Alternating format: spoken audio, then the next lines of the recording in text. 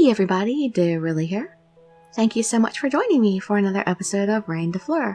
And we are just now finishing up the tea party, and then we'll go right into the ceremony to initiate the knights into their positions. And things have been nice and lively, but Violet made this special tea from one of the blossoms from the Tree of Life, which really impressed everybody. So let us see everybody's reactions. And like I said, we'll finish up the tea party and get on with the ceremony. So you can just sit back, relax, and let me read you a story. Bon appetit! Phenomenal! This must be the most luxurious feeling we will ever experience in our lives. I never cared about what tea I drank before, but even I can tell this is something great. What should I do? It looks like it's too pretty to drink. Beautiful. It is interesting to receive such compliments from everyone. Everyone, please help yourselves while the scent lasts. Okay, let me see. Delicious. Ah, this is beyond my expectations. I'm glad that it seems to have turned out well. Hey, since this is from the Tree of Life, does that mean that this tea contains grace? Of course. The tree is the source of all grace. The tea you all drank just now is pretty much pure grace. Hold on. Aren't we supposed to take grace gradually? Though our bodies are transforming into Hanabito bodies, if we take that much grace in at once. You needn't worry about that. Isn't that right, Princess? Yes, it is as Hubert says. Generally, it is not so easy for the Tanabito to take grace into their bodies, because the effects of pure grace taken directly from the source are too strong on the Tanabito's body. Too much of it is very bad. For Tanabito, taking grace is just the same as taking poison. That is why it was introduced gradually into your bodies at the shrines while you were back on the land. However, this is a different matter. Aided by the rain's powers, the grace contained in the tea is able to spread throughout your bodies without any ill effects. Oh, I see. Our rain is just as worthy as I expected. But I can't believe this actually contains grace. Yeah, when I took grace for the first time, I thought I'd die from the pain. It was that bad. So, is this proof enough that she is the true Reine? Now I see the true intention of this tea party. Well, that was probably the Prime Minister's idea. I'm sure the princess's own reasons were pure. I have always believed in her anyway. This tea, it's amazing. Thank you, Violet. Thank you for drinking it. My eyes begin to water, and I quickly wipe them. I was just happy that I could express my appreciation.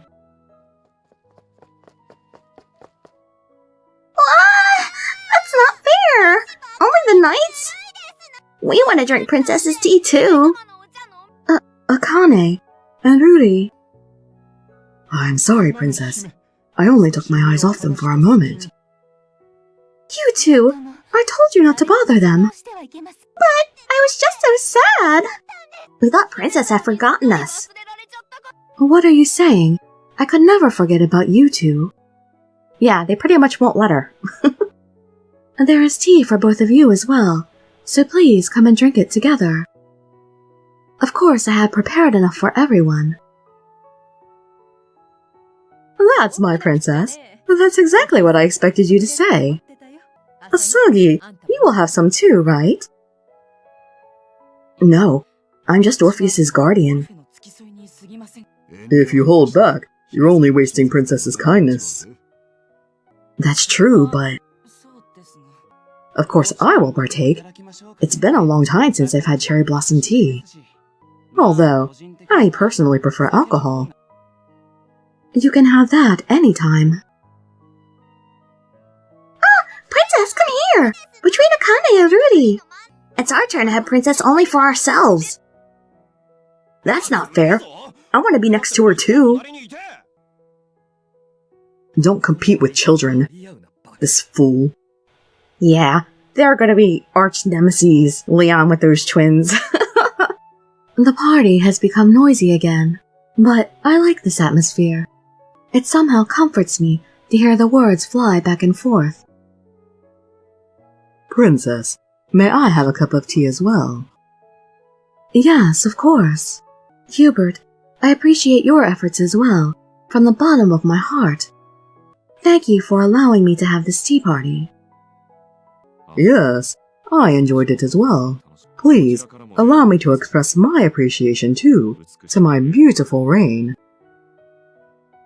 Through this tea party, my bond with the knights has further strengthened. I firmly believe so. I now have no worries about the appointment ceremony for the knights. Judging by today's events, it should all be fine. I enjoy the rest of the tea party, feeling confident in myself. Chapter 1 Epilogue. The Knight's Ceremony. So we're finally finishing Chapter 1. It is a still and solemn night. The Hanabito are holding their breath in anticipation of this moment.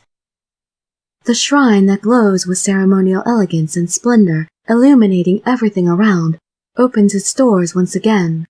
It is a stage worthy for swearing sacred oaths to the goddess. As I watch them from the seat of the Reine, they all look like proud knights. I am very glad about this. It is good that so many have gathered here for this momentous occasion. We shall begin the indoctrination of the knights, who will be the splendid leaders of this world. Divine Spirit of the Goddess, the Reine Violet. And the 4 knights who came here from the land Solview. Pledge now your unwavering loyalty as servants to the holy representative of the goddess, as long as you shall live. Following Hubert's words, I rise from my seat and step forward to take center stage.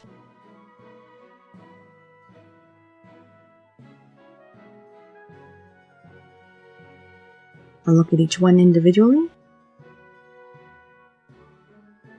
I wonder if they're nervous. Their expressions seem stiff, but I know I would be the same in their position. First, the Shicho, Ageha. Please come forward. Sir. She lowers her head and comes forward.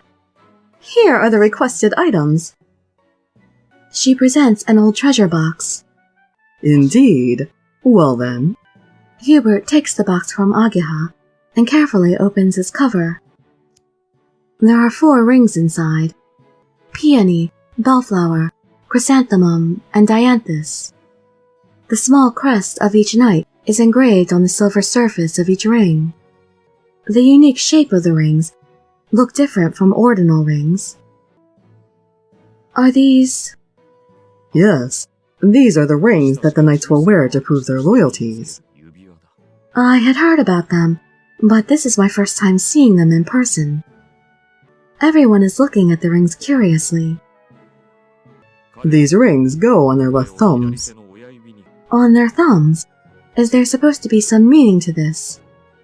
So they didn't rehearse this ahead of time at all? Shouldn't they have gone over this before they actually went and just dove into this ceremony? They made preparations, so why didn't they do a rehearsal?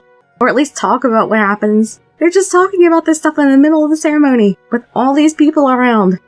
Yes, no detail is meaningless in this ceremony.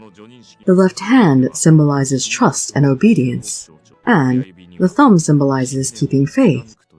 The very act of wearing the ring itself means to make an oath, so it is the most holy of all accessories. So these rings have been used in the goddess's ceremonies since ancient times, which also means to wear these rings is to pledge allegiance to the goddess. Precisely. The saying goes that looks are everything, right? So, each of you please take these rings and wear them with certainty and pride. The first person to respond is... Hey, How about you put that ring on for me, Violet? Why? It's because I feel nervous about receiving it from the rain. Leon. To feel this responsible for his duty as a knight, I personally went to respond to his devoted attitude. Although, I don't know, I'm a little bit confused about the last couple lines of that. Because I don't know, maybe she's misunderstanding what he said, because it seems more like he's trying to be spoiled again, and he just wants her to put the ring on his finger as an affectionate thing, and she doesn't realize it. She somehow thinks that this is showing devotion. I don't know why or how. Alright, well, anyway, the next episode will be the continuation of the ceremony. I hope to see you in my future videos, and I'd be so grateful for any likes, comments, subscriptions, or shares with your friends to show some support. Thank you so much for joining me, and I wish you all health, happiness, and safety. Dirili signing out. Bye-bye, everybody.